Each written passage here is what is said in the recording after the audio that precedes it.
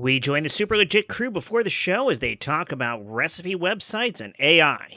You're trained just to like zoom right to the bottom. Right, exactly. Which means like it really is like, Jen, what you said, like it's computers talking to computers. Yeah. Yep. Like people have been like, okay, yeah, like we are allowed to skip this. Yep. Yes, because the computer is really, it's like, remember that movie Tron from a million years ago? Yes. It's like that. It's like your computer represents you, but it isn't you. Right. So, Yeah. Yes. so Right. what it's doing is it's speaking to this other thing to make it be the top thing that comes up for you, because the more keywords that are in it for the topic that are related to the topic, that's why it will go to the top of your Google, search. And then it doesn't matter what you are looking for as the human. Even the computers know how to read the computer bullshit and skip past it too. Because like I have an app on my phone called Paprika, which is this great app for collecting recipes. And you can link, and you can just copy and paste a link to any recipe you want into it, and it will copy and paste the recipe into the app for you to hold on to it. And even it knows how to skip all of the bullshit background story of your grandmother's trip from the old country and how she used to spend every summer making this dish for you. And it just includes the important parts. So even it can figure out how to skip all of that. So none of it's necessary. At an old job, we once had 2 interns who left on the same day who destroyed our computer system. And the way they did it was like they both sent an out of office message because they were leaving. Oh boy. And then after one of them sent their out of office message, they sent an email to the other one. And so what happened was it sent an out of office message, and then the other email account got that out of office message and sent an out of office message, and then infinity occurred. And that's what Google is. Like that's the internet at this point. Is just this ping pong of meaningless conversation between computers. It'll be all that's left when we're gone. It'll still be. No, I have been like I last night I like started playing around with that like chat GPT or whatever. Oh, I've been meaning to. AI thing. And it really is troubling. Like how, like, the best one I put in there was write a very drunk robot filled with regrets. And when it had a line where the robot said, why I screw everything up, why can't I do things perfectly the way I was programmed to? I'm like, fuck, that's good writing. Wow. God damn. That's wild. Like that, fuck, man. Yeah, like I got nothing to offer now. Oh man, like I feel like a typewriter repairman, like as a writer. Like, oh god damn it. We need an episode of the podcast written exclusively by the chatbot. I could, yeah. I think it would do well. Yeah. All right, we ready to really record this? Yeah. Yes. I feel like I can't hear Chris Compton very well, but maybe that's my end. Do I need to turn up? Yeah, maybe let's play with yours again, Chris. See if maybe 2% instead of 1%. All right, I got it to 1.1. There we go. Really Great. nice Is it better? I can hear you well. So far, that's better, yeah. Chris Compton, the white milk of podcasting. 2%.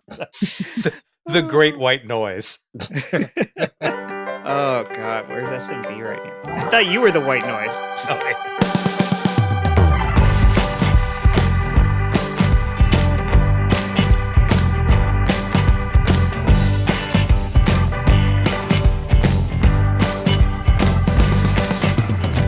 Welcome there was a back, little British everyone. fuck you in there. To another episode of the Super Legit Podcast. Echo. Yes.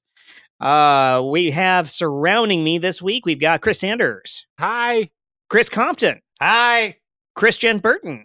Hi. Chris Michael Heiman. Hi. Chris Stephen C. James. Hi. And Chris Josh Spence. Hi. All right. I am your host, Chris Jet Kaufman. Hi. No, that was okay. All right. Try this one again. That's me, Chris Jet Kaufman. Hi. Hi. Okay. All right. Yes. Well done, everyone. what do you see we launch into the question? Let's just hit the ground running, as they say. I have a question. What is the question?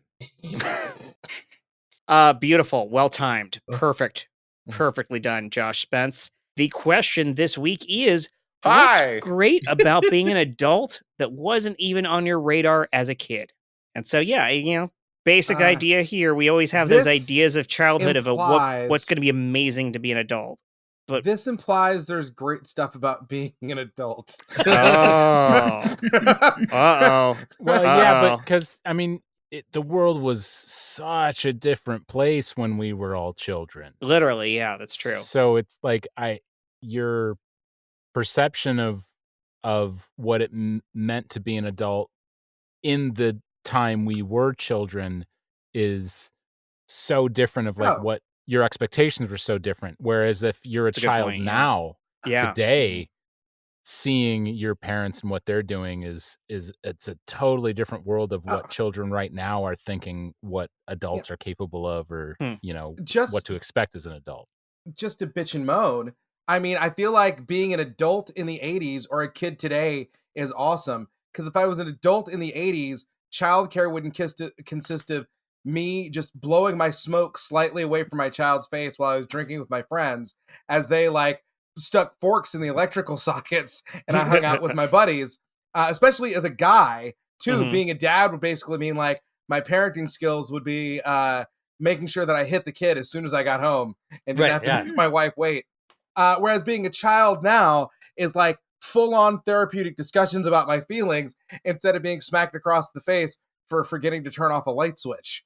So yeah, I feel like I really picked up at the part where it's just oh man, I did it backwards. I did the kid part where corporal punishment was a thing, and I did the adult part where it would have to be something where it's I've got to figure out how to honor the feelings of a 5-year-old. But it is interesting to see a 5-year-old now actually talking about feelings as if they are a 50-year-old therapist.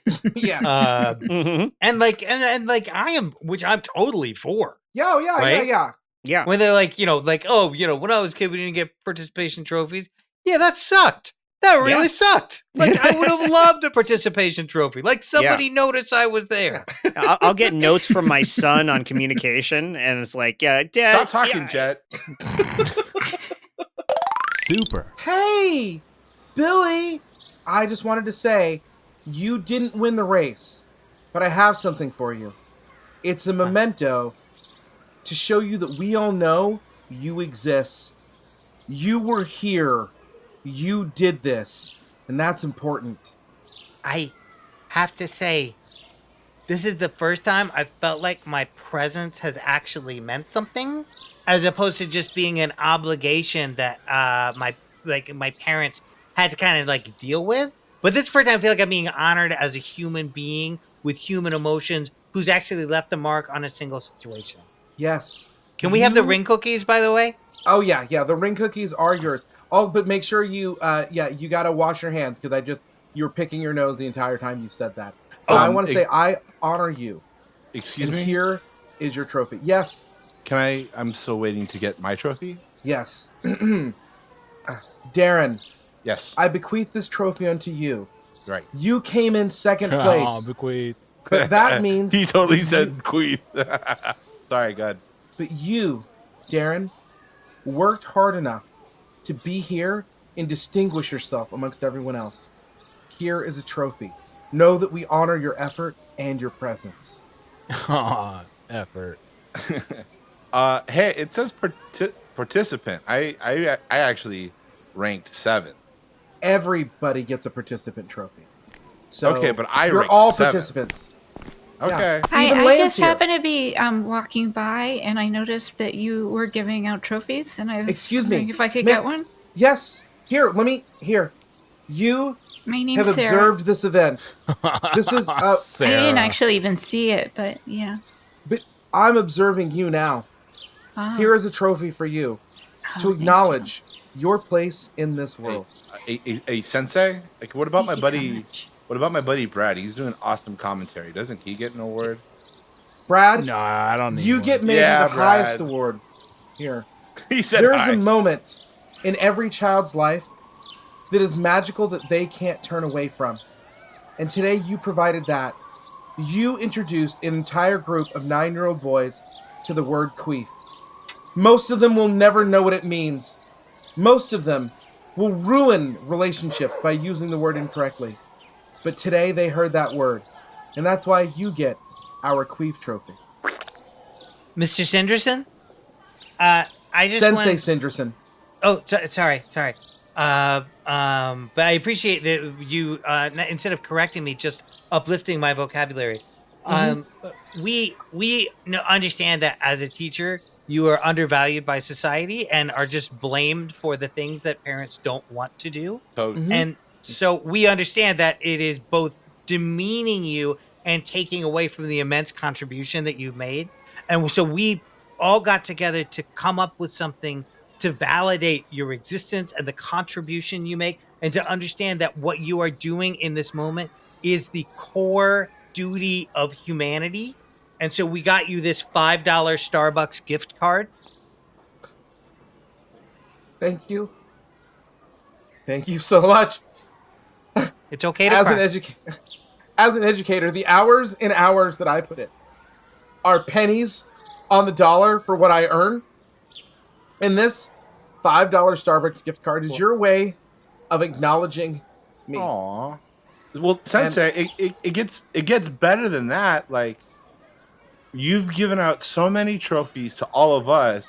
We actually have a trophy for you. So if you just fill out this form with your name and like you put your title on it and you go to the trophy store and you pay $25, they will give you a trophy of your choosing. Oh. Because the most important trophies are the ones that we get ourselves. Queen. Legit. That's legit. Oh no! We broke Sanders. He can't escape the character. We got it. He broke through the scene. Oh no! Sanders has gone full Daniel Day-Lewis on us. So I know I do this regularly as a bit, but I actually kind of do mean it this time. Say the question again. Yeah. What's great about being an adult that wasn't even on your radar as a kid? Oh, okay. So for me, I think when it was, is it growing that sweet mustache? It sure as shit is, man. I am so happy about this. Yeah, because I can't grow any other facial hair, so I am just gonna grow this, what you can. This like Andy Reid walrus mustache. Wait, is that genuine? Is that genuine? Because that would mean that you didn't at all at any time during boyhood, adolescence, like yearn for bodily hair. Oh, I totally did.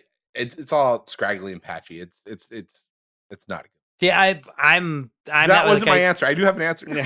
Sorry. Didn't mean to derail you. No, that's your answer. That's the one you get. Go ahead, Compton. What were you saying? Oh, I was just gonna say I'm with you because like I've tried to grow facial hair, and like the minute I try to grow facial hair, people like come up to me and try to buy cotton candy. Like I go from 0 to Carney, and that's it. So to answer the question, kind of maybe this might be a little too deep or whatever, but I think for me, so much of it of growing up was, especially if you have like a negative parental role model growing up, it's, oh, I'm not going to grow up like this. I'm not going to grow up and do that. I am going to make sure I don't act like whatever my dad was acting like.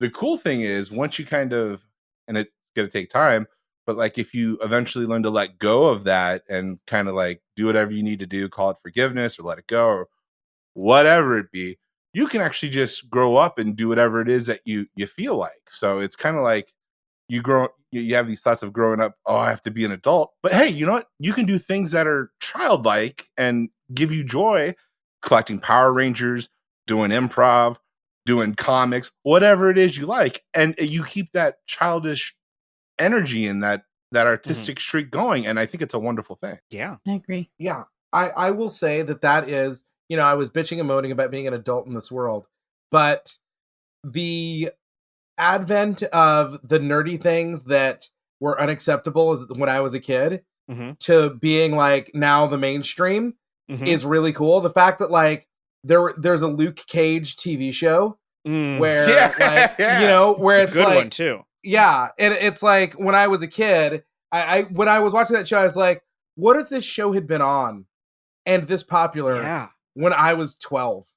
Yeah. What would my world have been like if that was something that I was like, oh, this is something everyone loves that I also love? I was at the park with my daughter the other day, and she was like playing on the playground, and she heard some other kid like meanly call another kid a nerd. Mm-hmm. And so she asked me about it after. She's like, that's mean, isn't it? And I was like, I was going to start to say yes. And then I was like, well, actually, which is the first two words every nerd statement starts with. Yeah, well, actually, that's the word "actually" is a word that means a nerd's about to lie. Well, actually, that's not true. But no, I was like, now that you mention it, I have been in an improv group called Nerdvana for the past 15 years with your Uncle Steven, and we are the epitome of cool. It's a thing that people try to make mean that you can just kind of take on and say, I'm like, this is basically all the qualities that are now validated by society. So but it was a nice turnaround to I'm not gonna get her like a nerd girl shirt because she can she can take on that word if she wants, but but it was nice that like right off the bat, this is a defanged concept. I completely agree. Last weekend there was like a buy nothing group in my area, and I happened to get the surround sound stereo thing from the TV, and it happened to be a guy I know, this guy Jay Root, and I go over to the house, and his kids are there, and his kids like playing this game, and he and I are chatting, and his son is like, hey dad, what was the name of the guy? I'm making this roller coaster, and I'm going to name it after the guy in Guardians of the Galaxy. What's his name? And his dad's like, Yondu. But his full name is Yondu, and then he gave his full name, and blah, blah, blah. And the kid was like, Dad, how did you know that? And his dad was like, I'm a nerd, son. I just know. And his kid was like, yeah. One of those things like, yeah, that's right. My dad's got superpowers. He knows the full names of comic book guys. And it's like, yeah, that's really cool. It's like, it's his sports, it's his thing that when I was growing up and somebody's dad can name all the starting quarterbacks for the Dallas Cowboys all the way until their inception. That was his version of cool. And now it's just I know every actor who's ever played Batman. Right. Starting go. Oh, me? Oh, no, that's in theory. But well, actually, maybe I could. Let me. It sucks that during our childhood and well into adolescence, I mean, it took a long time until, nerd really fell off as a derogatory and just kind of became accepted as before nerd was accepted, it was like jock or just sports knowledge was the only accepted knowledge. Mm-hmm. And that even in movies like Nerds, only the climax was that the nerds did things that jocks did. Right. It's like, and they were finally they can be accepted. as good as jocks too. Right. Yeah. Yeah. They committed statutory rape. They're in. Right. Oh God! Oh, you're so right. Oh, that's so horrifying. It's terrible. Yeah, no, it is. And it's so much. It's just such a better landscape now that if you're good at sports, great. If you're good at knowing the made up statistics about sports, also great.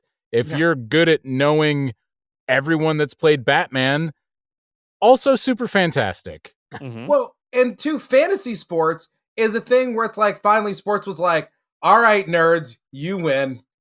Right? Yeah. Right. Oh, and by the way, Stephen C. James, I think you meant to say Adam West, Kevin Conroy, Michael Keaton, Diedrich Bader, Val Kilmer, George Clooney, Christian Bale, and Robert Pattinson, and Bruce Greenwood. Yeah, Diedrich Bader? Yeah, in Harley Quinn. Clearly. Oh, okay. Yeah. I feel like all of these are very different from mine, though. And the new movies, it's Lee Greenwood, right? It's a very conservative Batman. What are you pitching there, Jen? I'm just thinking like these things, like the idea of nerds and jocks when I was a kid, it was very male dominated. For girls, it was kind of like different. It was just either you were one of the mean popular girls or you were not. And then there was like, and most of the women when we were in fourth grade, were Ladies, like little women. Well, with no teeth. Little women. Tales of fourth grade women. Most of the girls like sort of existed in this middle space, and then there was like a few at the very bottom who like, you know, really struggled. But there was no like real barometer for it. Just didn't exist the same way that it did in sort of the male world. And it was like there were smart girls and there were, I don't know, I feel like sometimes that whole thing of like the nerds and the jocks, it's like it's very male. And women or girls were kind of just like, I think this is going to tie into actually how I want to answer the question, which is that I think when I was a girl or very young, everything that I was taught, a little girl, I was taught that like everything that was shoved into my tiny girl brain was like, find a boy who likes you, period. There was no other story. And I remember being tiny and like all of my interests were sort of strange. Well, when I was little, all of my interests were strange. Like I really liked being in the woods. I really loved reading. I liked which is like, it's strange to like to read. Right. Yeah, but no girls that I knew that age liked to read. They didn't. No, I was made fun of at that age too for reading. It was the weirdest thing. Well, they openly mocked Belle from Beauty and the Beast. That's the glass menagerie. Like, oh, she's a shut-in. She likes to read and be off on her own. She'll never have value for a man. She's a real Emily Dickinson situation. Yeah, there was no like commentary on it. It's just interesting to me just listening to you talk. I'm like, yeah, I know all of these things. They just weren't a part of my like world. I think I found I didn't realize how much I would appreciate being an adult who is a single person living alone. And that would be okay. Not only would that be okay, but it would be fucking awesome. Yeah. Like having a whole queen bed to myself to like just do a full fart right into the mattress as much as I want, nobody around, and then just like do like starfish roll, and I gotta make what you don't do the starfish where you just do that? Spread out anyway, nerd. It's actually, I admire you. I it's admire actually you. awesome. Yeah. I completely concur. I share a queen bed with my wife and a dog. And the number of times a week when I wake up cold and uncovered is innumerable. My question though is not that you have to represent every single woman in the world, but if you'd like, later on in the conversation, you can make me represent all Black people. So that way it will be even. How does one move up in the hierarchy of being a young lady like that? Because the way you did it as a boy when I was growing up, it was sports or violence. It was like either you bested someone at sports or beat someone up, and suddenly everybody was like, "Now you're cool." No, that's still how it happens. I'm sure it is. Yeah, that's how it is for girls still. No, it all had to do with the pre-established hierarchy. Okay. So and it was usually just the hot girls, honestly. It was just like the hot girls, and if you were friends with the hot girls, then you were suddenly popular, and if you weren't, then you weren't. I mean, there medium girls? I'm just gonna politely ask that we don't talk about fourth graders as hot girls. Shut up, Jet. We're doing a scene. Super. All rise. The court of life is now in session. Robble. The Honorable Judge Schaefer presiding. Welcome. This is an unusual case. I just want to defending the case of all women. You, Miss Burton, you represent all women. This was your choice. I had no say in this. And representing men is pretty much anybody they decide to bring in. So they got anybody they want here. They got Burt Lancaster. I saw him in the hallway. They got Adam West. They got pretty much everyone that played Batman is here. But since the odds are not in your favor, we're gonna give first opening remarks to you. So go ahead, defend women. Okay, I would just like to say on behalf of all women that we're just physically weaker, so it's harder for us to fight. Here. And it's my understanding that if I want to move up in the world, I either have to violently attack someone or I have to just have a lot of money. Like, these are the things I understand about men, and I just don't. I think what she's trying to describe right now is the glass ceiling. It's Charlton Heston. I think she's trying to describe this concept that we have in society where women can't move up above a certain level, but you can't really tell that that's the case. It's just that, I'm sorry, I'm talking to this chair right here. That this chair represents men. Yes. Counsel Heston, get to the point. I think he's just doing a little mansplaining.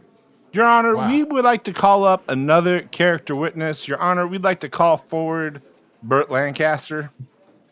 Hey, hey, Burt, how's the family? Hey, real good. Hey, it's the lady over there. Little hot shot. Can you not do those movements at me? I would just like hang on there, Mr. Lancaster. I would just like to say, please direct those toward the jury. Shut up, Jed. Mr. Lancaster, it's such an honor to meet you. Yeah. Can I get an autograph? Oh yeah, John Hancock. And I gotta tell you, my favorite movie of yours is I can't remember the name of it. Can you just name some of the movies you've been in? Oh, yeah, from here to eternity. Hey. Just really any movie you've been in. From here to eternity. That's a good one. Hey, forever. But I'm not quite getting you. So it's like getting a little mumbly there. Oh, that's just the voice. It's a voice that I loved so much. Hearing that one line. What's that line that you said? What's that one famous quote of yours? Oh, from here, forever. To eternity. It's a little mumbly. Didn't quite get it. Hey, that's the sweet smell of success.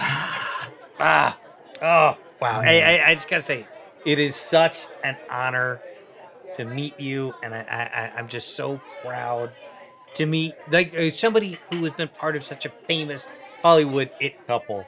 What's your wife's name? My wife. I'm sorry, what was that? Are you talking about Liz? Yeah, that's it. Talking about Liz, of course. Great to meet you, Liz. Very nice to meet you. My name's actually Claire. It's fine. Well, even better. He calls me Liz, even better and to meet you. I'm just excited he calls me a girl name. Sometimes he just calls me from here to eternity. So I'm just happy he knows my name today. That is you have such a great way with words and such a great memory. I mean, not as much as Mr. Lancaster here, of course, but what a wonderful memory you have of your husband's films. What was your favorite? Who was your favorite co-star in From Here to Eternity, Mr. Lancaster? Oh, you're asking Bert. Go ahead. Oh well, I mean, obviously it's the lady, Deborah Kerr, of course. Oh, all right. There we go. Ms. Burton, I just want to say it's such an honor to interview you today. Obviously, you're one of the writers of our time. We're really excited to hear. We're really excited to hear about your upcoming film, Medium Woman. Can you tell us about that? Oh yeah. Okay. So Medium Woman is about an average everyday woman who is not hot, and that pretty much covers it. That's the whole story. She's just a not hot woman navigating the world. It's sort of slice of life, and she never meets anybody. She works for herself and makes her own money, and that's weird. She spends her nights at home. You know, she makes frozen meals and sits in front of the fire and reads books. Phil, we're gonna cut right here on the recording. If we could just interject, I think we do have a clip that marketing sent for her. So if you could just work that in, it's a real quick from the film. But if you just work that in the conversation, okay? Oh, great. Yeah. So, sure. Ms. Burton, right? Ms. Yes, thank you. Thanks for saying it in the angry way that people like to say it. And with a lot of judgment and like that you failed as a woman because you don't have children and you're not married or anything. Kind of sounds like a bee that's about to sting you, like right in the face. Mm-hmm.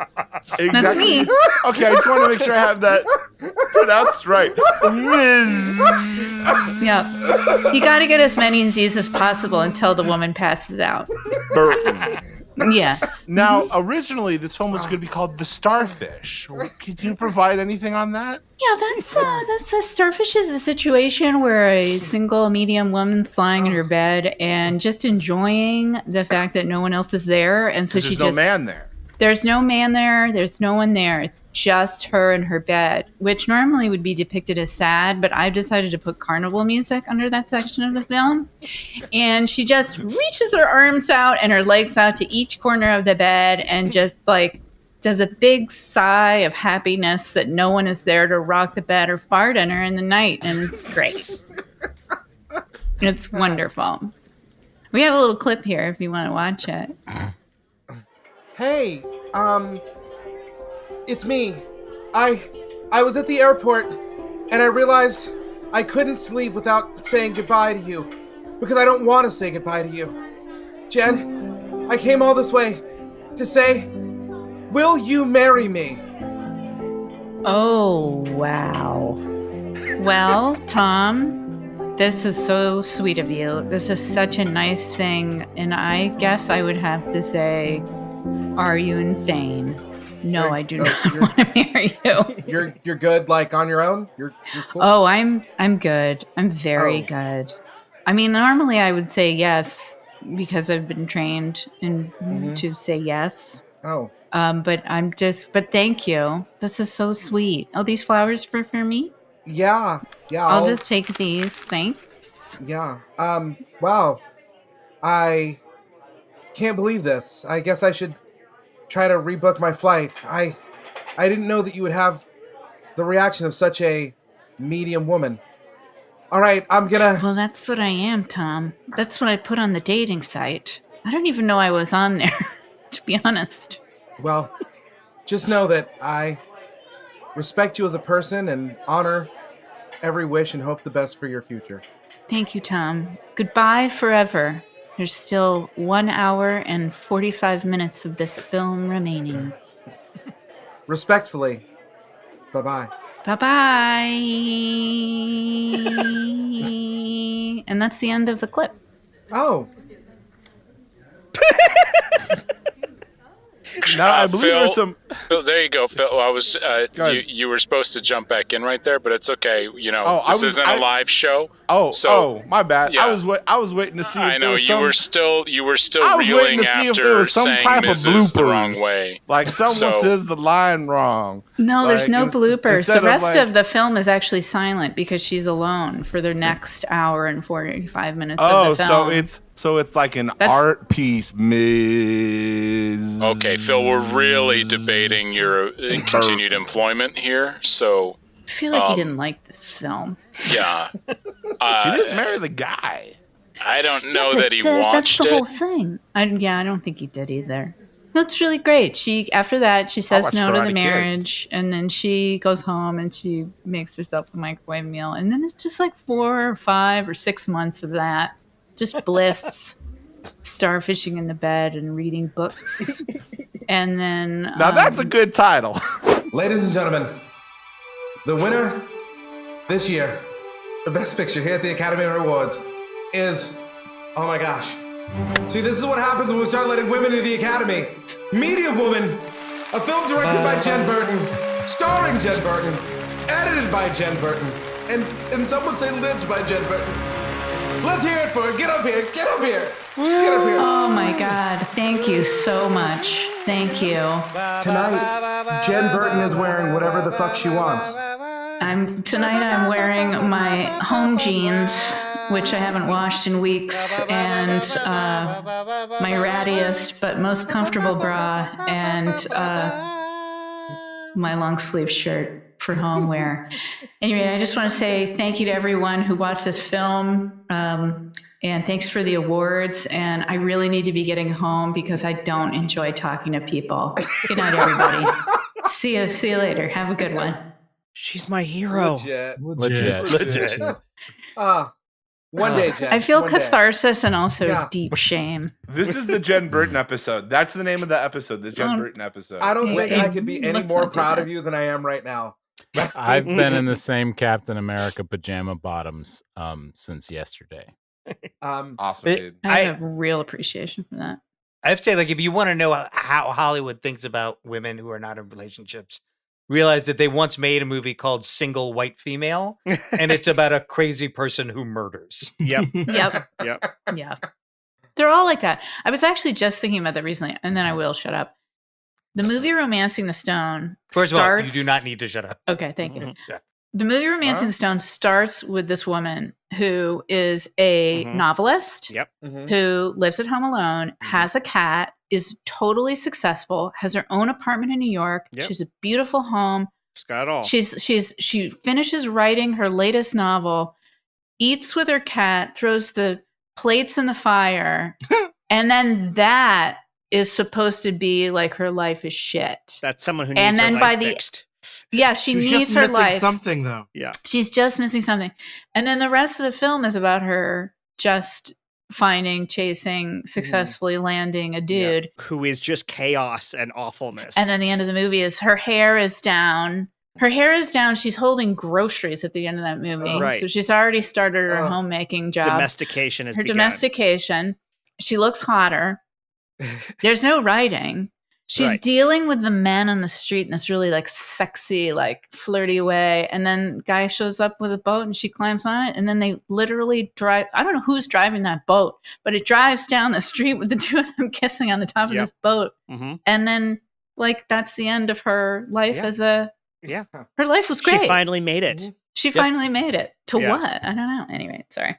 I'll shut up now. 'Twas the 80s, early 90s, a different time.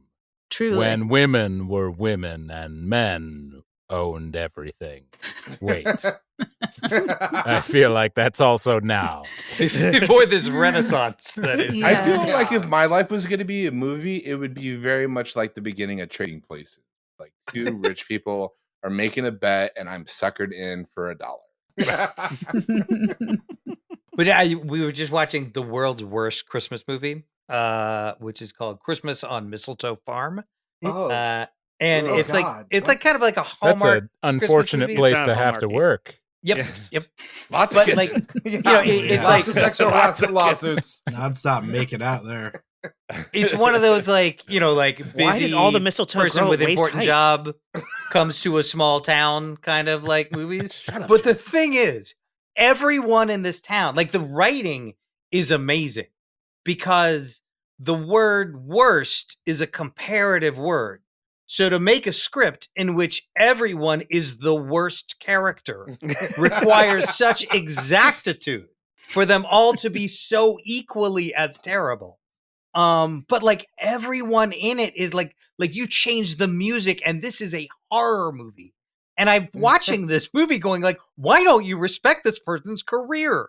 They worked really hard to get there. And it was like, oh yeah, just like what I can actually see in that now of like just what are these awful selfish people who want to force this person into their one tiny narrow small town idea of what is positive. Yeah. I want to see the Hallmark movie where that career woman goes back to her small town and talks the guy into going back to the big city with her and following his bliss of becoming a corporate lawyer. Oh, okay. I'm gonna spoil it because I think I just dropped this into the chat, but there was an Amy Schumer sketch that has been making the rounds from this week. Do you guys want to gonna watch it later, or do you want me to go ahead and give away the ending? Give it away. I give it away. Oh, it's so good. Give it away. So now. We'll speak on behalf of our entire audience and say, give it away. Okay. So it's this Ellie Kemper plays this young lady who's like business lady, and Amy Schumer's her sister who's back in their hometown, and says like, well, you gotta come home for Christmas. And she runs into the guy who works at the tree lot, who she broke up with in high school. And he had dreams of becoming an artist, but he never did. He never left the town. And like, she's so busy with work, she doesn't really see anything. And then we see her in this scene, and she's like, you know, now she's dressed like somebody from the town, like it's going through this trailer. And she's like, yeah, you know, and he's like, hey, I thought your flight was today. And she's like, no, I decided to stick around. And he's like, well, wow, that's great. She's like, yeah, you know, I really started to think about what matters. And he's like, yeah, like all lives. And she's like, what? And he's like, yeah, like all lives matter. And she's like, wait, excuse me?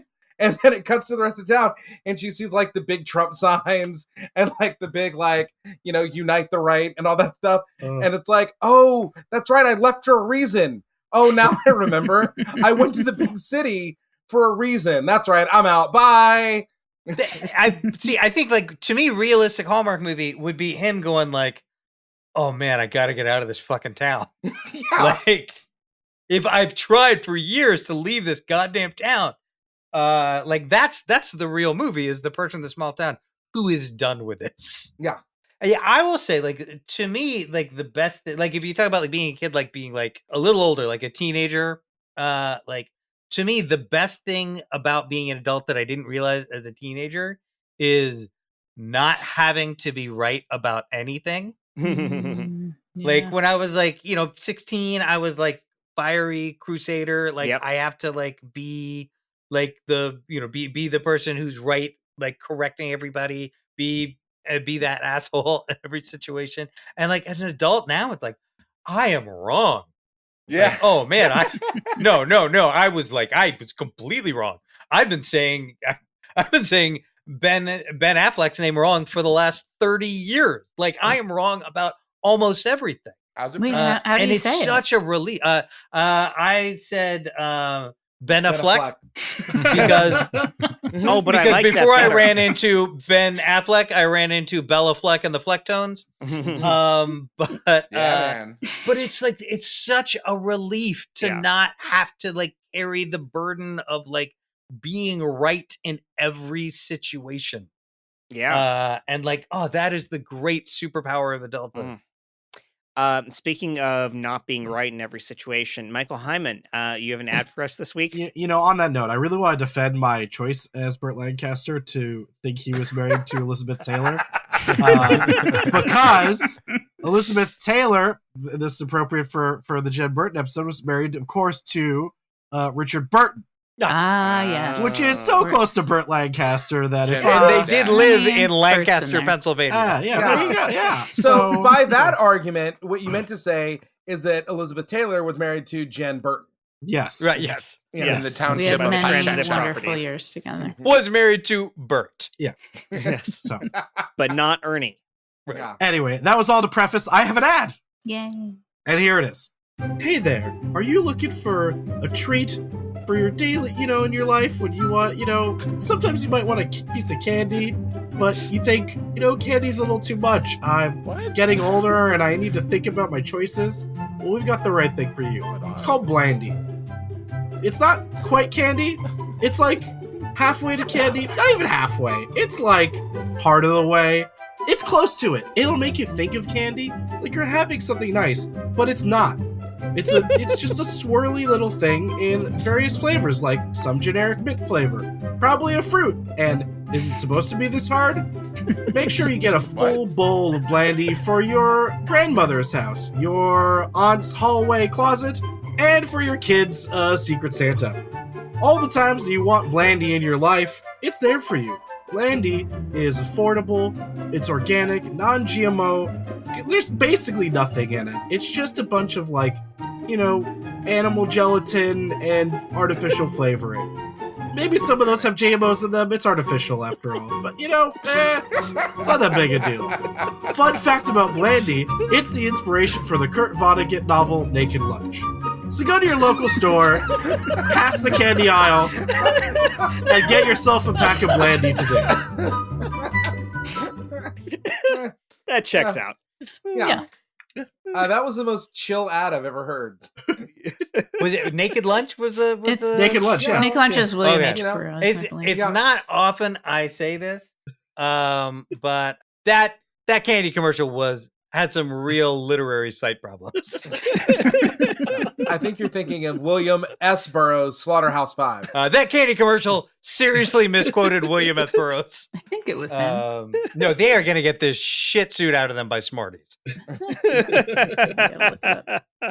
The original Blandy. Oh, I love Smarties.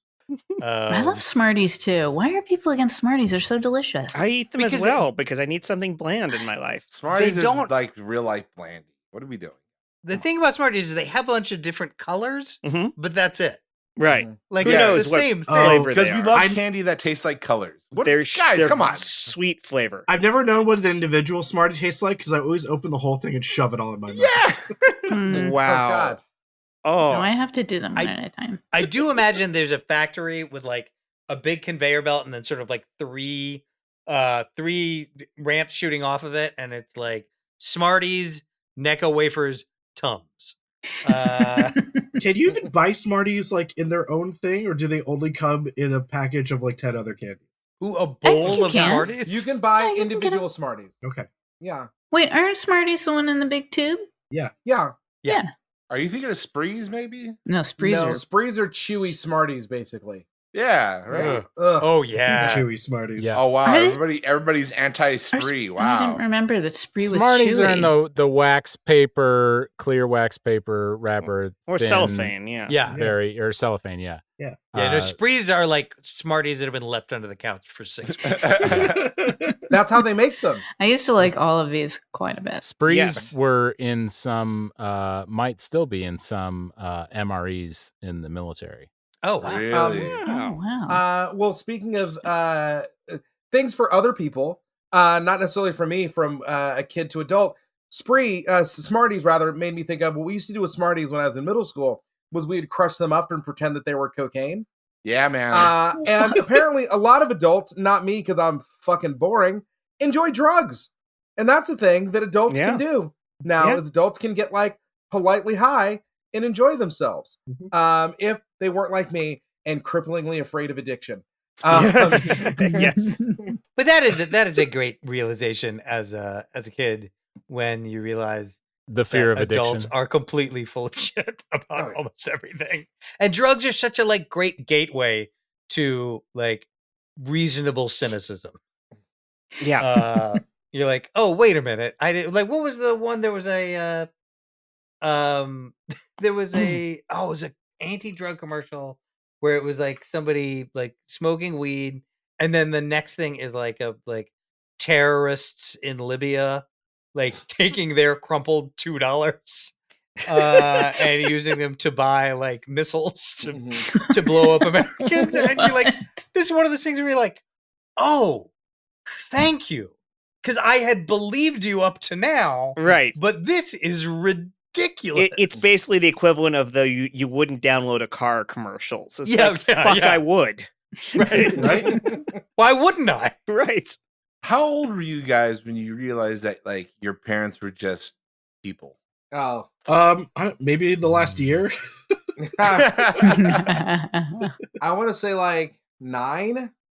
Really? Yeah. What yeah, happened? my parents got real people-y real fast. I mean, should we talk off mic? I mean, young for me because of the divorce was pretty young. I was only like 4 or 5, and shortly after that, you grow up pretty quick. You don't grow all the way up, but you just age a few years intellectually, anyways. Yeah. Yeah. And you said illusions that it's like your parents are just the superheroes who are going to, solve everything. Yeah. I think it's when you realize like you have to be constantly managing your parents' emotions on their behalf. It's like, that was a big thing for me growing up. Was my mother is, a rather reactive person. Yeah. And so like, and not just me, but like, interacting with other people is like, there's certain things where I constantly, like in certain conversations, I would have to massage the conversation on her behalf to keep it from going in a direction that I knew would go the wrong direction. Like I was a kid, but like I was constantly aware of, oh, this is not going in the right place. I need to step in here and say this so that this doesn't happen and that doesn't happen and that this thing doesn't blow up in a way that it shouldn't have to. It's like, that's weird for a kid to have to do that and be aware of that and manipulate those situations. And that was a common one. Stop talking, Jet. I'm not going to tell him. You're going to tell him, Jennifer. I married a medium woman. Okay? Yeah. I thought this would be a medium relationship. We would have average children that wouldn't really care about much and would also pronounce Mrs. the way you wanted it pronounced. But that hasn't happened for you, apparently. So why don't you call them in here and let them know where this relationship is going? I'm fine. I will call them in here and tell them where this relationship is going. I wish you would be more angry. I have never claimed to be anything but a medium woman. I know you haven't. So what is the issue? Yeah. What do you want me to be? Oh my God, do you hear yourself? I sound normal to me. Oh, yeah, sure. Oh, I sound normal to me. Jesus. Fuck! Look, the kids are in the other room. It was already a lot for me to have children when I clearly did not want them. You're I told you that at the beginning. Oh. Look, let's just, look. You know what? Let's not relitigate how you ended up pregnant when being a medium woman meant that you really had no desire to have children at all, okay? Because it was really accidental. Lead down the wrong room for me.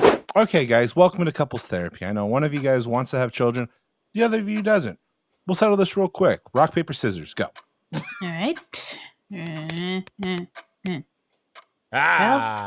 Scissors beats rock, cut back. And that's how we got pregnant. I lost a game, which is usually played in 3 rounds, and we did 1 because the therapist insisted that was because fine. You had paper and he said rock, but I mean, we know what he meant. Mommy, are you still ambivalent toward me? Yes, honey. Go back to your room. All right. Whoa, come back. Mom, look, I know it's been a few years since that last conversation. Yes, you're a full-grown man now. But I just want to say, I understand how much you've struggled. And I'm taking this moment to communicate with my emotions just how much I honor your choices and your own direction in your life. Thank you. And so me and the rest of my 12 brothers and sisters got together. I've lost so many rock, paper, scissors. Go ahead. We wanted to come together to tell you just how much we honor who you are. And no matter what choices you've had denied to you, we know that you still have an incredible life of your own self-agency. And that's why we got you this $10 Pete's Coffee and Tea gift card. Wow. All 12 of you. That means each of you put in about 80 cents. That is very sweet. Right down to the penny. Okay, like, do we have to put in 80 cents? Like, it's 80 cents for everybody here in this kid meeting? Like, can that seems like a lot. I'm a grown-ass man now. All right, yeah, but just we're kids. I'm the youngest doesn't okay. mean that you call me a kid anymore. Jeez, right, typical Brandon. Let's go, Brandon. Look, guys, we have to Venmo something to me. And so 80 cents seemed like a good thing that everybody can handle. All right? I could pick like some people and give them lower numbers, but that would be like me making assumptions about their financial state. I'll do something. And since it's Venmo, it would all be It's 2022. I don't even carry change on me anymore. It's all credit cards. And it's all, and to be clear, I say credit cards, and I'm just meaning I'm amassing debt like crazy. Like that, there's no way I could possibly pay this off. No, I mean we have no financial future. A little ill-advised that the oldest of us is 22 and the youngest of us is 10. Mom was really bad at rock paper scissors, but anyways, I mean, epically bad. It seems bad to like just. It's a terrible birth control each of us to have 80 cents. I feel like it should kind of change based on how old we are, because like, you know, the youngest. Oh, what is this, affirmative action now or something? Listen, man. all right, fine. That doesn't make sense. No, I will say, as the 10-year-old, yes, I'm going to just use my allowance, and I'm going to kick in $5, and I'll cover any of you other deadbeats, all right? Whoa. I don't want Brandon to have to take half of his band fund to go ahead and pay his 80 cents. I don't want your charity. Hey, we're going on tour this year to Toluca Lake, okay? Hey, where's Benifer? Cut back. I don't know. I don't keep track of the children. You know that. As a medium woman, I am at best a terrible mother. That's exactly why we're having this conversation. I know, but that's what I'm saying, is that you always knew this. I don't know why you're always so angry with me about the children and about our situation when I never lied to you. I never said anything. The children gave me a $10 gift card to Pete's Coffee. Not even a good coffee place. We're going to take a time out, okay? Because it seems like you guys are getting to a lot of different, deeper issues, which is... Hey, welcome to Pete's Coffee. Just take something. Okay, I guess I'll take these weird old Madeline's cookies, and can I get like a tall latte? We don't have coffee. You don't have coffee? Okay. Can I get like a lemonade or? We are out of water. You're out of water. Yeah, like technically the city shouldn't cut us off, but we still somehow are out of water. We have some dry tea. Just, is it like in a bag or? It was. So it's just loose tea? Yeah. Okay. Yeah, give me a second. Do you have a bag to put it in, or do I just have to hold it in my hand? Can you give me a piece of printer paper I can just like sweep it off on, and then printer sort of fold paper? It? Well, just white paper. I mean, it doesn't have to be. I don't have printer, white paper in my purse. I just walked in from the street. Ma'am, I got a Kleenex. Excuse me, ma'am. Hey, excuse me, ma'am. You come on over here. I got a little something for you. Oh wow, there's a mystical man in the corner. Yes. No, I'm Pete. You are our 10th customer this month, so I'm giving you this trophy.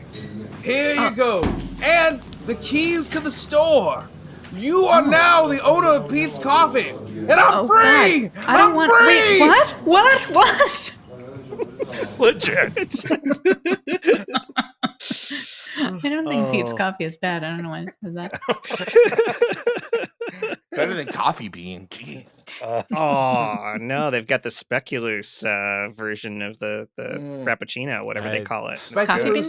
The what? Speculoos sounds like something you don't want to hear a gynecologist say. I got bit by one of those when I was a kid. I feel like Pete's Coffee might do even better being run by a medium woman. Yeah, I think it would too. She'd really put half of her heart into kind it. of ambivalent marketing. Legit.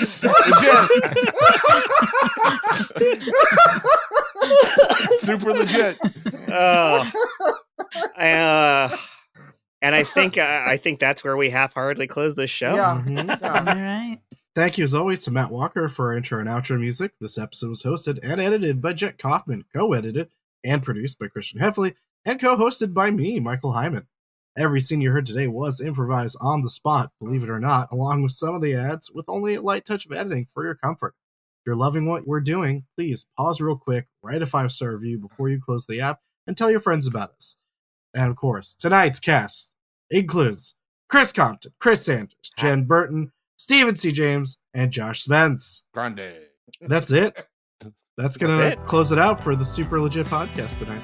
Well, thank you all for joining me again on a wonderful episode of the Super Legit podcast. Once again, I am your host, Chris Jet Kaufman.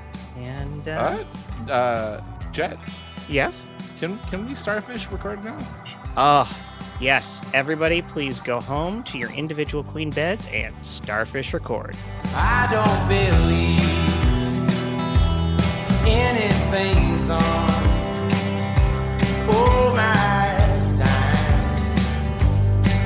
kicked the door on its hinges just so I could move on. Oh, oh, oh, oh. And one more quick moment from before the show when Jet was overly optimistic about the episode numbering scheme. Well, shall we get episode 2, which technically, if everything sticks to schedule, this will be episode 69. All right. Nice. Talk about finding meaning in numbers. I'm sure. Why is that? Is that like somebody's birthday or? Woodstock. Yes. Woodstock was in. Oh, okay. John F. Kennedy. Yeah. Okay. Cool. Yeah, it's important. The F stands for fucking. John Fuckatron Kennedy, the original AI.